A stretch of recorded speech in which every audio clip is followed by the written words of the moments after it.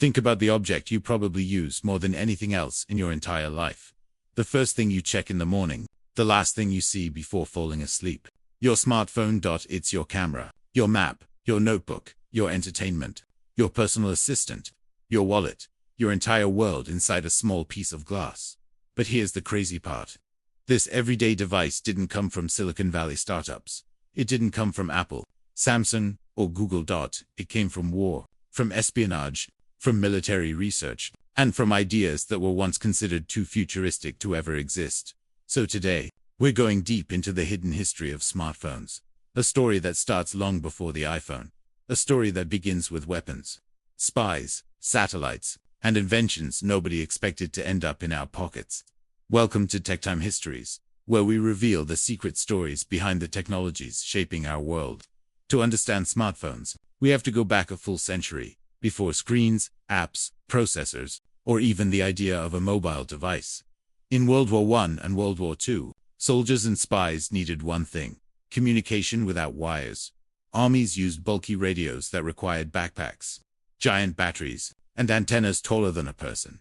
They were heavy, noisy, unreliable, but they were the beginning. Then, during the Cold War, wireless technology exploded. Why? Because both the US and the Soviet Union wanted to communicate instantly, across long distances, without enemies intercepting the message. This led to breakthroughs in encryption, satellite communication, portable radios, microwave transmitters, early digital signals. Most of this was secret. Even decades later, much of it is still classified. But these early military innovations created the foundation for something we now take for granted: a tiny device in your pocket that can talk to space. Before smartphones, we had something much simpler: mobile phones. Basically radios with numbers. The first real mobile phone belonged not to a normal person, but to a car. Yes, really. Car phones were the first true mobile devices. In the 1940s, the US and Europe experimented with huge radio telephone systems. They worked like this. A person spoke into the phone, a radio tower broadcast the voice. Operators manually connected the call. There were no apps, no screens, just voice over radio. And each call required a dedicated channel. Extremely inefficient. But then came the big transformation. 1973. The first true mobile phone. Martin Cooper at Motorola made the world's first handheld mobile phone call. The phone weighed almost 1 kilogram, took 10 hours to charge, and lasted 20 minutes still. It was the spark. The idea that a computer-like device could one day live in your hand started here. Most people think that first smartphone was the iPhone in 2007. Nope. Not even close. The world's first smartphone was released in 1994. The IBM Simon personal communicator. This device could send emails, send faxes, store contacts, act as a calculator, take notes. Has apps? Yes. Actual apps. Use a touchscreen, open digital documents. For 1994. This was insane. The IBM Simon was ahead of its time, and it failed. Why? Because the world wasn't ready. Networks were slow, the battery was terrible, and the price was too high. But it proved one thing: the smartphone was possible.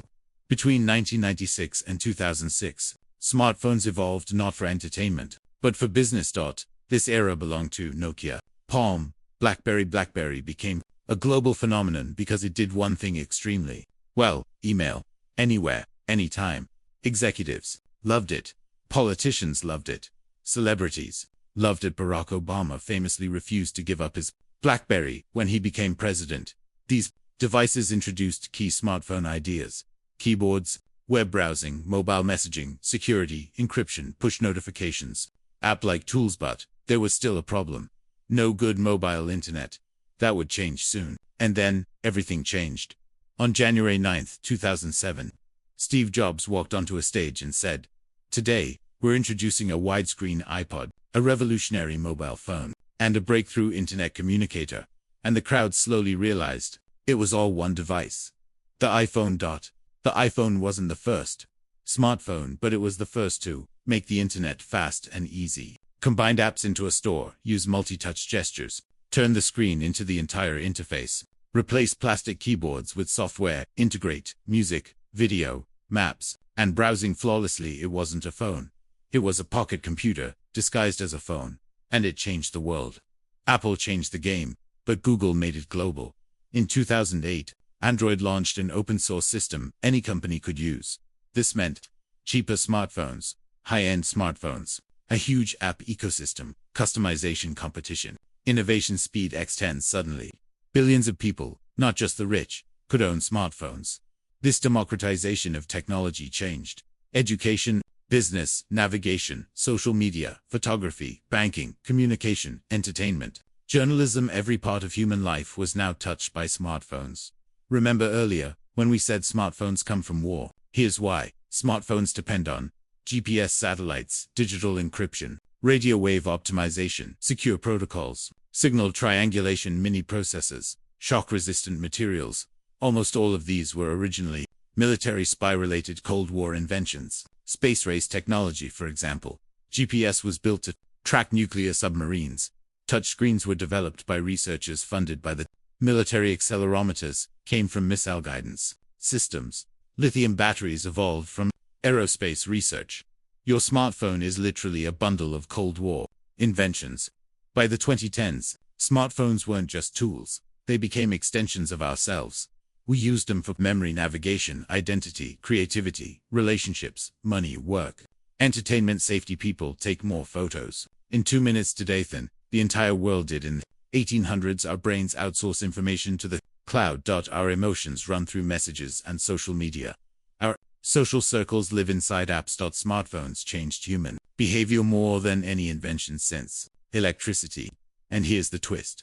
The smartphone, the most popular device on the planet, didn't start as a consumer gadget. It started as military communication, spy tools, war research, satellite tracking, secret engineering, radio experiments, early computers, Cold War pressure. A device built from Ferno connects billions of people. A device designed for control, became a tool for expression. A device born in the shadows, the symbol of modern life. Thanks for watching this deep dive into the hidden history of smartphones, from war technology to pocket-sized supercomputers. You enjoyed this episode? Make sure to like, subscribe, and stay tuned for more tech history documentaries. See you in the next video.